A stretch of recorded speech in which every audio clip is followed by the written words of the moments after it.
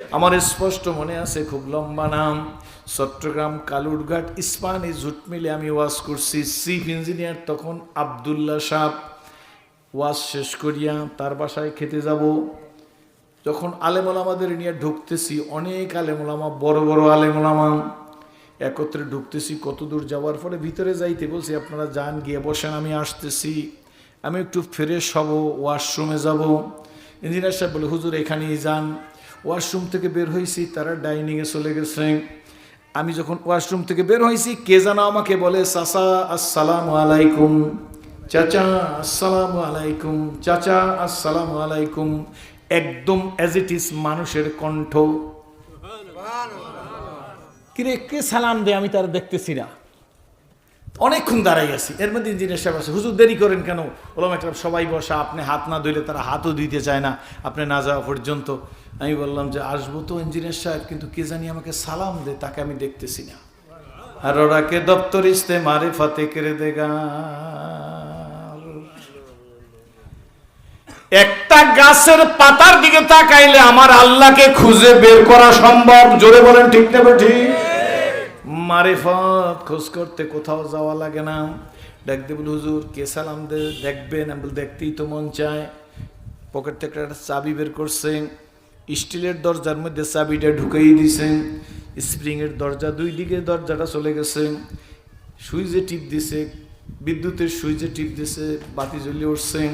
দেখি রুমের মধ্যে একটা স্টিলের বড় খাঁচা, খাঁচার মধ্যে একটা পাহাড়িয়া ময়না, একটা পাকা কলা ঝুলাই রাখছে, টোস্ট বিস্কুট ঝুলাই রাখছে সুতা দিয়া, আংটা দিয়া।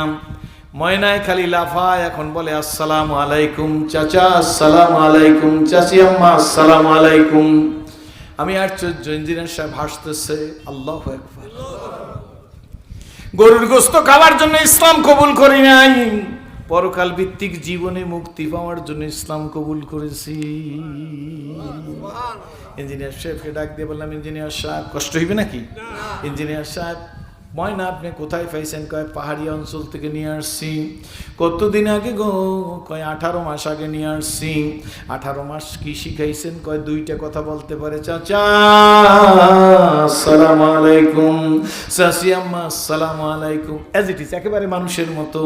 আমি বললাম, ইঞ্জিনিয়ার সাহেব 18 মাসে আর কি কোনো কথা বলবার পারে নাই? বলে, হুজুর আপনি তো জানেন আপনার ভাবিও ইঞ্জিনিয়ার। আমি বলে, জানি তো।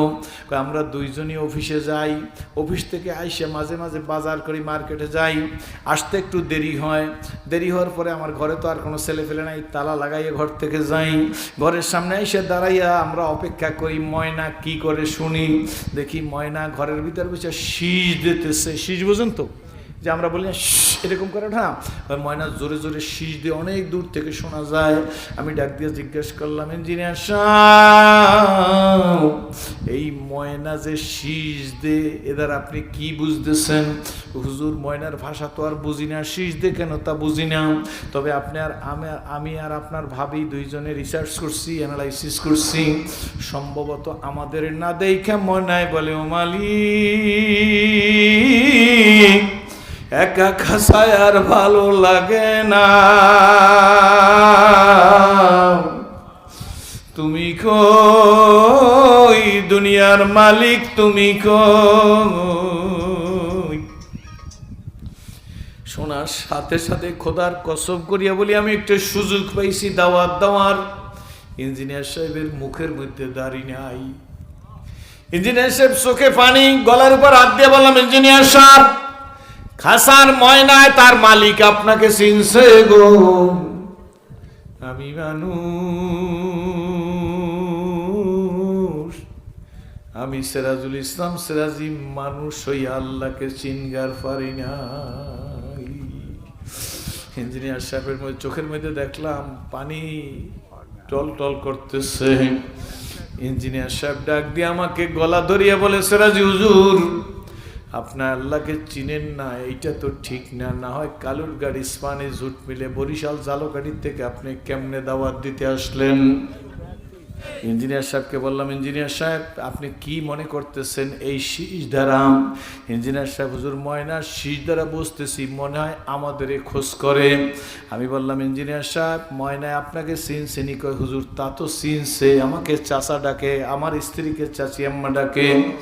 আমি বললাম ইঞ্জিনিয়ার সাহেব, খাসার ময়নায় কলা দেখে কয় আমি দিই, বিস্কিট দেখে ময়নারে আমি দিই। এই খাসার ময়নার দুনিয়াবি মালিক হইলেন আপনি। কি বলেন ঠিক না ঠিক? আপনার খাসার ময়না আপনি পালেন, এই জন্য আপনাকে চাচা, আপনার স্ত্রীকে চাচি আম্মা ডাকে। ময়না যখন আপনাদের দুইজনকে খুঁজে পায় না, তখন ময়না ডাক দিয়া বলে, শীষ দিয়া বলে, কই গেলা আমার মালিক, কই তোমাকে খুঁজে পাই না। ইঞ্জিনিয়ার সাহেব খুব ভালো মানুষ, গলার উপর হাত দিয়ে যখন বলছে, ইঞ্জিনিয়ার সাহেব আসলে ময়না আপনাকে চিনছে, আমরা যেন আমার মালিককে চিনতে পারি। শিক্ষিত মানুষ দাঁড়ানোর থেকে বইসা পড়ছে, ডাক দিয়ে আমাকে ধরিয়ে, হুজুর আমি বুঝেছি আপনি ঝিরে মাইরা মাকে শিখাইতেছেন, আমাকে বলতেছেন আমি যেন মালিক চিন্না যাইতে পারি। হুজুর দোয়া করেন, আল্লাহর ফজলে করবে আর কোনো অনিসলামিক কাজের সাথে জড়িত হব না।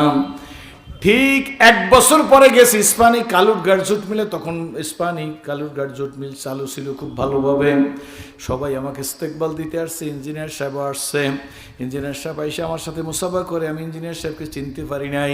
ইঞ্জিনিয়ার সাহেব ডাক দিয়ে বলে, হুজুর আপনি আমাকে চিনছেন? আমি বলছি না, চিনতে পারি নাই। দেখি সেদিন এইরকম লম্বা দাড়ি হয়ে গেছে। বলে হুজুর আপনার আব্দুল্লাহ ইঞ্জিনিয়ার। আমি জড়াই ধরছি বুকের সাথে। বলে ইঞ্জিনিয়ার সাহেব বলেন কি, আপনি আব্দুল্লাহ ইঞ্জিনিয়ার? হুজুর হ্যাঁ আমি আব্দুল্লাহ ইঞ্জিনিয়ার। বলে আপনাকে দেখলে তো চিনাই যায় না এখন। ইঞ্জিনিয়ার সাহেব বলেন, হুজুর আপনি না বইলে গেছেন ময়না খাসার মালিক চিনছে। ইঞ্জিনিয়ার আব্দুল্লাহ, তুমি মানুষ হইয়া মালিককে চিন্না কবরে যাইও।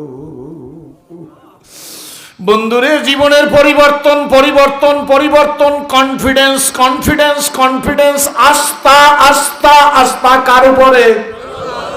কোন মানুষের কোনো ক্ষমতা নাই, যা করবে কে? জোরে বলেন। আমার ভালো মন্দের মালিক কে? কোনো পীর, কোনো ব্যক্তি, কোনো দরবার, কোনো ব্যক্তি, কোনো মাজার, কোনো কবর, কোনো সুফি, কোনো দরবেশ না। কি বলেন ঠিক না ঠিক? আমার জীবনের পরিবর্তন, আমার ভালো মন্দ কে করবে? জোরে বলেন।